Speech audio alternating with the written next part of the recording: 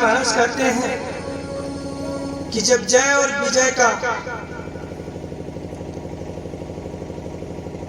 जन्म हिरण्यकश्यप के रूप में हुआ भैया, तो उसमें जो हिरण्याक्ष का हुआ, दोनों सगे भाई रहे, जिसमें भगवान शुक्र का रूप धारण करके इस पृथ्वी को उससे मुक्त कराए और उसका वध यानी उसका उद्धार किए थे भगवान। जब यह समाचार हिरण्यकश्यप को मिला तो हिरण्यकश्यप भगवान पर विजय प्राप्त करने के लिए उसने ब्रह्मा जी की तपस्या की भैया। जब यह तपस्या कर रहा था उसमें उसकी पत्नी कयाद जो है यह गर्भवती थी भैया। जब इंद्र को यह बात पता चली, इंद्र ने कयाद का हरण कर लिया था कि अगर यह शिशु यहाँ पर रहेगा, अगर यहाँ पर इसका प्रसव होगा तो अभी अपने पिता की तरह ही अत्याचारी होगा। अंत में नारद जी महाराज के समझाने पर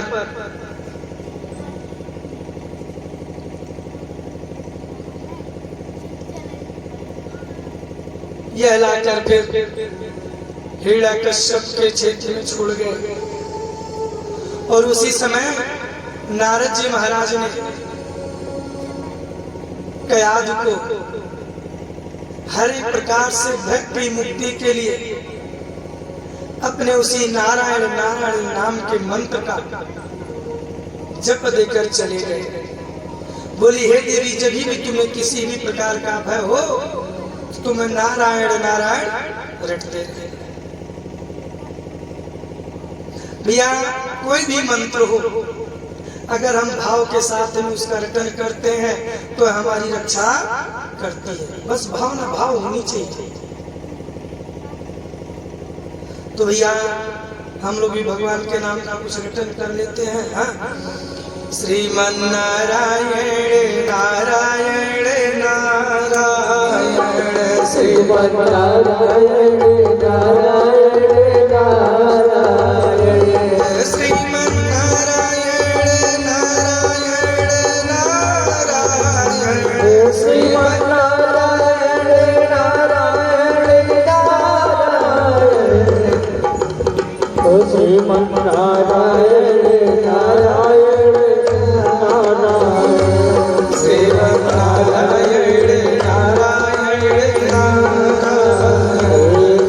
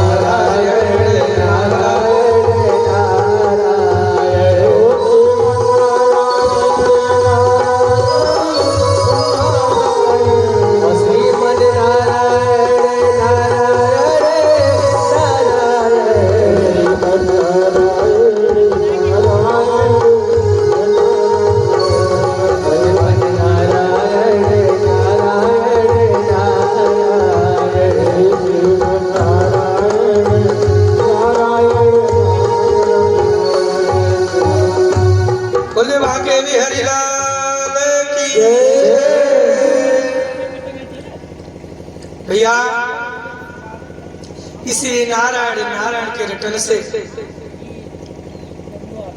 कयादु के स्रव से महाराज भक्तराज प्रहलाद जी का अवतरण हुआ। बोले प्रहलाद जी महाराज की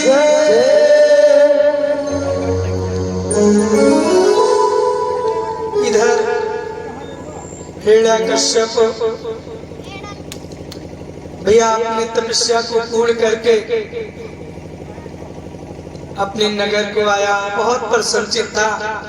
जब उसे पता चला कि उसके यहाँ एक पुत्र की प्राप्ति हुई तो और भी प्रसन्नचित हुआ। अब यह देवताओं से बैर करने लगा, क्योंकि इसे पता था कि अगर देवताओं से बैर नहीं करेंगे तो उस नारायण का आगमन नहीं होगा। अब यह देवताओं से भी बैर करने लगा और ब्राह्मणों से भी बैर करने लगा। भैया इस बैर करने के चक्कर में ये अपना राजपाट सब कुछ भूल गया।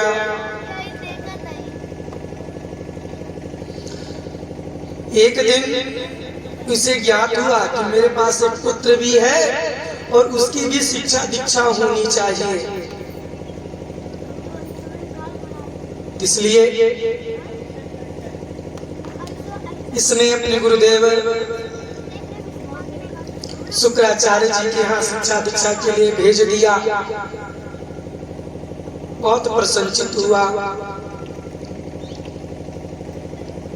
अब भैया जब भक्तराज प्रहलाद जी महाराज जाते और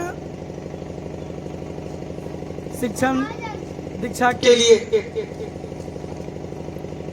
उस समय अजीब लीला हो जाती। जब गुरुदेव जी महाराज कहते कि आप लोगों को यही रटन करना है,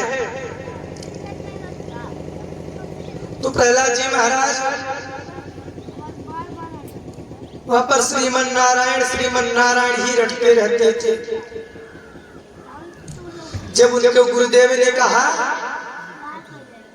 कि हमारे भगवान तो आपके पिताश्री हैं, आप भी अपने पिता को भगवान मानो,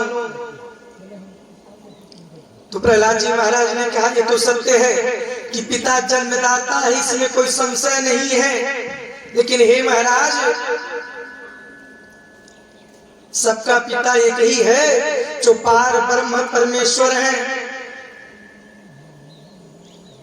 भगवान ने ही सबके पास सबके पालन पोषण और रक्षा हेतु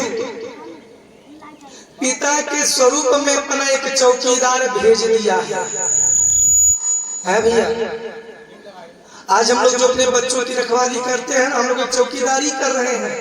भगवान के द्वारा जो भेजा गया है, हम कुछ नहीं कर रहे हैं, हम चौकीदारी कर रहे हैं। चौकीदार होता है ना भाई, मालिक का आदेश हो गया है, जरा देखते रहना सबको। भाई हमारे पिताजी ने हमारी चौकीदारी की, हम अपने बच्चों की चौकीदारी करेंगे, हमारे बच्चे अपने बच्चों की चौकीदारी करेंगे। तो हम लोग यहाँ चौकीदारी कर रहे हैं और मालिक तो वहां बैठे हुए जहां से आदेश होता है। ओ भैया, कुछ लोगों का तो ऐसा भी जीवन होता है कि उनको चौकीदारी करने का जो है समय नहीं मिल पाता है। भैया चौकीदारी करना भी बहुत आनंददायक है ना भैया। इस प्रकार की बात को सुनकर जब शुक्राचार्य जी महाराज ने देखा कि उनका पुत्र होकर ही जब अपने पिता को भगवान मानने को तैयार नहीं है, तो यहाँ पर जितने भी शिष्य हैं ये सब के सब बिगड़ जाएंगे, ये लोग भी भगवान नहीं मानेंगे। अब यह समाचार जो है हिरण्यकश्यप के पास आया, करे राजन दूसरों को छोड़ दो, अरे आपका पुत्र ही आपको भगवान मानने को तैयार नहीं है तो अन्यत्र कोई कैसे मानेगा? आप चाहे जितना अपने आप को भगवान भगवान कह लो, लेकिन आपको कोई भगवान मानने को तैयार नहीं है। इस प्रकार के वचनों को सुनकर हिरण्यकश्यप ने प्रहलाद जी महाराज को बुला लिया और कयाद को जिम्मेदारी दे दी कि भाई तुम्हारा पुत्र है, तुम्हारी वजह से ही बिगड़ गया है। आज की माताएं कहती है ना, बिगड़ जाए तो मेरा पुत्र है, और जब नाम करता तो कहते हैं मेरा पुत्र है ना। भाई जब नाम भी करने लगे तो भी कहिए मेरा नहीं, मेरी धर्मपत्नी का पुत्र है ना। लेकिन उनके साथ भी कहीं ना कहीं भैया है ना, भाई बेटा नाम कर गया, बेटा ये पीसेस हो गया तो फलाने में लिखा है। माता को कोई नंबर नहीं लेता है तो माता भी सोचते जाओ जब तुम्हारे पिता का ही नाम होना है चाहे जैसे, हमसे काम है। तो भैया हिरण्यकश्यप बोला तुम्हारा पुत्र है, अब तुम ही इसको समझाओ, हो सकता है तुम्हारे समझाने इसको कुछ ज्ञान आ जाए। अब क्या बेचारी क्या करे? भाई पुत्र वही कार्य कर रहा है जिस कार्य के करने से कयाद को कभी भय नहीं आया।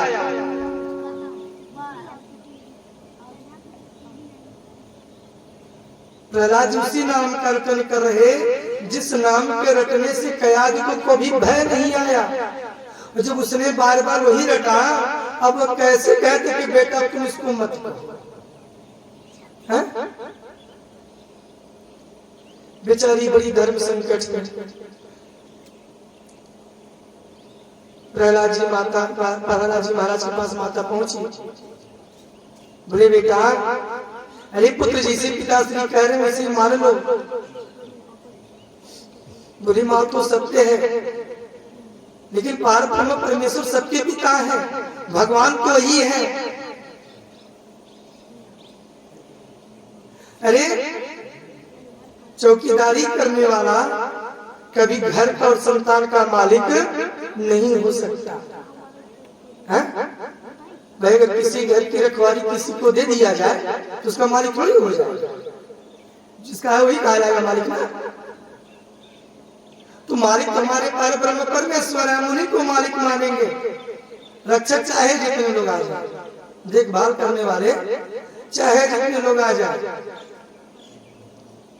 अब माता की बात को नहीं मान रहे, अब क्या करें? अब माँ के मन ही मन भय हो गया कि अगर मेरा पुत्र मेरी बात नहीं मानेगा, अगर कहीं किसी दिन इसके पिता को क्रोध आ गया तो कहीं अगर मेरे पुत्र के प्राण हरण कर लिए फिर मेरा क्या होगा? महाराज कहते हैं कि हर माँ की यही चिंता होती है। माँ तू चिंतन मत कर, मुझे जिस दिन जाना लिखा होगा मैं उसी दिन जाऊंगा, जिसके हाथ से जाना लिखा होगा उसी के हाथ से जाऊंगा, अन्यत्र किसी दूसरे के हाथ से नहीं जा सकता। अब अपने माता को ही ज्ञान देने लगे।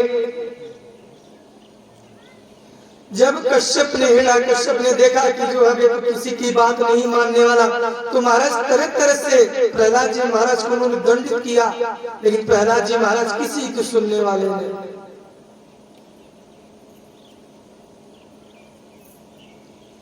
अंत में भगवान के द्वारा अपने भक्त राज प्रहलाद की रक्षा करके हिरण्यकश्यप का उद्धार हुआ। उस समय महाराज जी का नरसिंह अवतरण था भैया। बोले नरसिंह जी महाराज की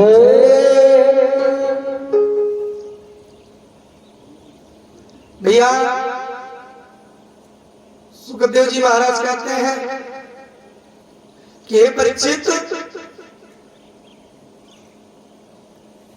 इनका दूसरा जन्म रावण और कुंभकर्ण के स्वरूप में हुआ था, जो विश्वामित्र की पत्नी कैकसी के गर्भ से उत्पन्न हुए थे। भैया रावण तो बाल अवस्था से ही उदंडी था,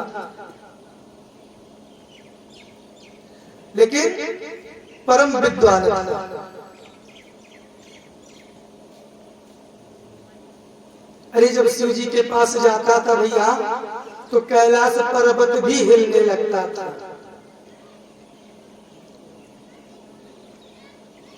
महाराज अपने 10 सिर लिए जब कैलाश पर्वत पर पहुंचा, तो पूरा कैलाश पर्वत हिलने लगा। तो समय नारद आदि ऋषि वहां विराजमान थे। तो माता पार्वती जी ने पूछा, महाराज अरे आपका कैलाश पर्वत कब रहा है और आपको क्रोध नहीं आ रहा है? भोलेनाथ जी ने कहा, क्या करूं? शिष्य आया है और शिष्य के ऊपर क्रोध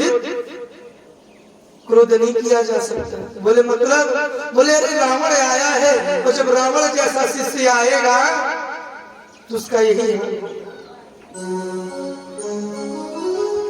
और जब नारद जी महाराज आकर देखते तो सचमुच रावण ही था। नारद जी महाराज ने पूछा, क्या कर रहे हो? बोला पूरे कैलाश पर्वत को सिरोधार कर रहा है। बोले मतलब? बोले अपने सिर पे कैलाश पर्वत को धारण कर रहा है। बोले अरे महाराज शिव जी को धारण करो। बोले महाराज क्या करूं? अब एक सिर हो तो उस धारण कर लूं, अब 10 सिर है। जब शिव जी के पास पहुंचता हूं तो शिव जी मुझे देखते ही नहीं है, और सभी लोग तो शिव जी के चरणों में सिरोधार करते हैं। अगर सभी की तरह मैं भी करूं तो मेरा और लोगों में अंतर क्या रह जाएगा? भाई कैसे लोग मुझे जानेंगे कि मैं रावण हूं? कुछ तो अंतर होना चाहिए ना रावण में और आप लोगों में।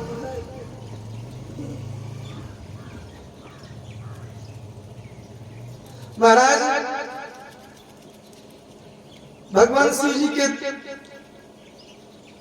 कुछ ऐसे प्रिय भक्त रहे जिन्होंने अपनी यश कीर्ति को फैलाने के लिए बहुत तपस्या की, लेकिन उस यश कीर्ति को नष्ट करने के लिए भी शिव से ही प्रार्थना की कि महाराज ये बहुत दिन हो गया, इतना सब कुछ तो मिल गया कि बराबर का नहीं, महाराज क्या फायदा है सब नहीं देखे हैं? अगर गांव में कोई बढ़िया पहलवान हो जाए और उसके टक्कर का कोई और पहलवान ना मिले तो उसको ये व्यर्थ में खाया पिया सब कुछ किया, कोई टक्कर करे महाराज सब बेकार है, छोड़, है ना? तो रावण ने कहा महाराज इतने बलशाली तो हो गए, इतनी तपस्या महाराज सब कुछ तो हो गया, लेकिन महाराज ये शरीर नष्ट कैसे होगी? क्योंकि इसके सामने जो बात वही नष्ट हो जाता है, मुझे कौन नष्ट करेगा? शिव जी बहुत तेज मुस्कुराए, बोले चिंतन मत करो, जब नष्ट होने का समय आ जाएगा तो उस समय तुम बचाने का प्रयास करोगे लेकिन बचा भी नहीं पाओगे। शास्त्रों ने ऐसे बोला महाराज इतने हाथ दे दिए हैं, महाराज क्या करूंगे, सब बोझ बने हुए हैं, आपसे युद्ध कर सकता नहीं और कोई युद्ध करने के लायक है भी, महाराज क्या होगा? भगवान ने कहा चिंतन मत करो, जिस दिन युद्ध करना होगा उस दिन ये सब तुम्हारे किकर के साथ छोड़ते चले जाएंगे, कोई तुम्हारे तरफ युद्ध करने वाला नहीं होगा। तो सहस्त्रभाव की ये बात दिमाग में घर कर गई। उसने सोचा कि शिव जी तो सत्य कह रहे हैं कि जिस समय जब ये अगर हाथ साथ छोड़ के चले जाएंगे तो मैं कौन साथ देगा, क्योंकि सभी तो मुझसे भयभीत हैं और मैं किससे सहयोग मांगने जाऊंगा? भाई अगर किसी से सहयोग मांगने जाऊंगा तो वहां पर मेरा अपमान होगा, मेरे नाम का अपमान होगा। अब इसने फिर शिव की तपस्या की भैया। जब शिव जी प्रसन्न में बोले अब क्या चाहते हो? बोले महाराज क्या चाहता हूं, आप मेरे शोणितपुर की रक्षा करो। बोले मतलब, बोले उस प्रकार से रक्षा करो जिस प्रकार से कि पिता अपने पुत्र की करता है। 24 घंटे महाराज सूजी बोले तो पूरा चौकीदार बना दिया महाराज। रावण कई बार से अपनी शक्ति को आजमाया। भैया राजा दशरथ से भी इसने कई बार युद्ध किया, लेकिन हमेशा ये युद्ध जो है बराबर पर ही छूट जाता था। अरे राजा जनक के सामने पहुंच ही नहीं पाता था, क्योंकि राजा जनक जितने पुण्यात्मा थे भैया कि उनके पुण्य का पुण्य जितना प्रकाशमान था कि उस प्रकाश के समीप पे पहुंच ही नहीं पाता था। सूर्य की तरफ अगर भी आप देखते रहिए ना तो आंखें साथ छोड़ देती हैं। उसी प्रकार से जब वो जनकपुरी को देखना चाहता था तो इसकी आंखें चढ़िया जाती थी, भूल जाता था कि मैं देख क्या रहा हूं, महाराज ये भग जाता था।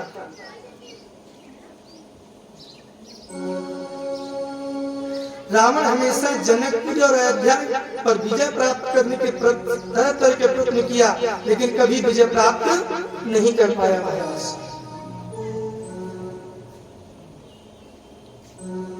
महाराज इधर राजा दशरथ जो अयोध्या धाम है, राजा दशरथ जी का क्षेत्र है।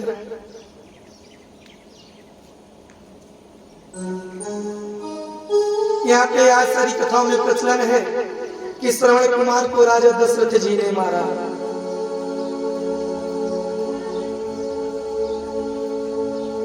जहाँ भी सुनो राजा दशरथ जी ने मारा। भैया श्रवण कुमार जी को राजा दशरथ जी ने नहीं मारा था। उनको जो श्राप लगा वह अनजाने में उन्हें श्राप भी लगा, और अनजाने में ही उस श्राप को उन्होंने सिरोधार भी किया है। भैया राजा दशरथ को लोग कहते हैं कि शब्द वेदी बाण मारते थे, है ना। और श्रवण जी महाराज जब जल भर रहे थे तो आवाज कहां से आ रही थी? जल से। हाँ, और शब्द वेदी बाण का अर्थ है कि जहां से आवाज आती है बाण जाकर वहीं पे लगता है ना। लेकिन श्रवण जी महाराज को बाण कहाँ लगा था? हाँ, सीने के पास लगा था। बाण तो सीने पे लगा। अगर राजा दशरथ को शब्द वेदी बाण मारने आता था तो राजा दशरथ का बाण नदी में लगा जहां से आवाज आ रही थी, और अगर राजा दशरथ के बाण से श्रवण जी महाराज के प्राण निकले तो इसका मतलब राजा दशरथ तो शब्द वेदी बाण मारने नहीं आता था। भाई जो विद्वान लोग कहते हैं कि राजा दशरथ को शब्द वेदी बाण मारने आता था, फिर वही बता सकते हैं ना भैया। जैसे महाराज यह सत्य है कि राजा दशरथ जी ने शब्द वेदी बाण चलाई थी, इसमें कोई संशय नहीं है। लेकिन भैया जब बाण चला था तो यह बाण जाकर उनकी लुटिया पर लगा था जहां से आवाज आ रही थी। लेकिन देव की कृपा से देखिए कि उसी से दशरथ जी महाराज को दोष लगना था। रावण उस समय क्षेत्र में भ्रमण कर रहा था, परिक्षेत्र में दूसरे के क्षेत्र में भ्रमण कर रहा था, तो रावण ने देखा कि राजा दशरथ के चलाए हुए बाण से श्रवण जी महाराज चौंक गए हैं, आवाज आई। तो उसने सोचा कि रावण को और इसके कुल का नाश करने के लिए इससे अच्छा और कोई स्थान नहीं हो सकता। तो भैया रावण ने श्रवण कुमार को बाण मारा था, जो बाण जाकर श्रवण कुमार को लगा था।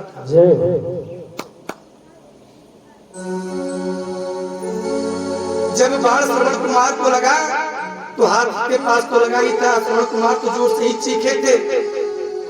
राजा दशरथ ने समझा कि मुझसे कोई बहुत बड़ा अपराध हो गया। जब ये दौड़ते हुए देखते हैं तो उनके घाव को देखकर, उनके रुधिर को देखकर विस्मित हो गए, सब कुछ सोचना भूल गए इन्होंने देखा कि उस बालक के शरीर से रुधिर निकल रहा है, वह हाय हाय कर रहा है। तो राजा दशरथ जी ने कहा, हे ऋषि कुमार, मुझसे बहुत बड़ा अपराध हो गया, मेरे कारण आपको बहुत पीड़ा हो रही है, आप कौन हैं? तब उन्होंने बतलाया कि मैं श्रवण कुमार हूँ, मैं अपने अंधे माता पिता को तीर्थ भ्रमण कराने को निकला हूँ। हे राजन, मैं अपने अंधे माता पिता का इकलौता सहारा था, आज तो आपने मेरे माता पिता को बेसहारा कर दिया। राजा दशरथ जी महाराज बोले, हे ऋषि कुमार, मुझसे तो अपराध हुआ है, मैं आपको वचन देता हूं कि मैं आपके माता पिता का जो तीर्थ भ्रमण की यात्रा, इसको मैं पूरी करूंगा। आपकी माता पिता को लेकर मैं तीर्थ यात्रा कराऊंगा। श्रवण कुमार बोले, महाराज, मेरे माता पिता बहुत प्यासे हैं, पहले उनको जल ग्रहण कराइए महाराज। भैया, राजा दशरथ जी जब श्रवण कुमार के हाथ से जल लेकर उनके अंधे माता पिता के पास पहुंचते हैं, उनकी माता ने कहा, क्या हुआ पुत्र, विलंब हो गई। लेकिन राजा दशरथ जी महाराज के मुख से आवाज नहीं निकल रही थी। तुरंत माँ को शक हो गया। माँ बोली, कौन है? श्रवण तो नहीं, क्योंकि अगर श्रवण होता तो भूल दिया होता, श्रवण नहीं, कौन हो तुम? तो राजा दशरथ जी महाराज बोलते कि मैं आपका अपराधी हूं, मेरे द्वारा अज्ञानता के कारण आपके पुत्र के प्राण निकल गए। आज से आपके पुत्र की तरह मैं आपकी सेवा करूंगा और आपको तीर्थ भ्रमण कराऊंगा। उनके माता पिता ने कहा, पर व्यक्ति कभी पुत्र नहीं हो सकता। अरे आज तो तुम्हें यह भय है कि कहीं हम तुम्हें श्राप ना दे दे, इसलिए तुम इस तरह की बातों को बोल रहे हो।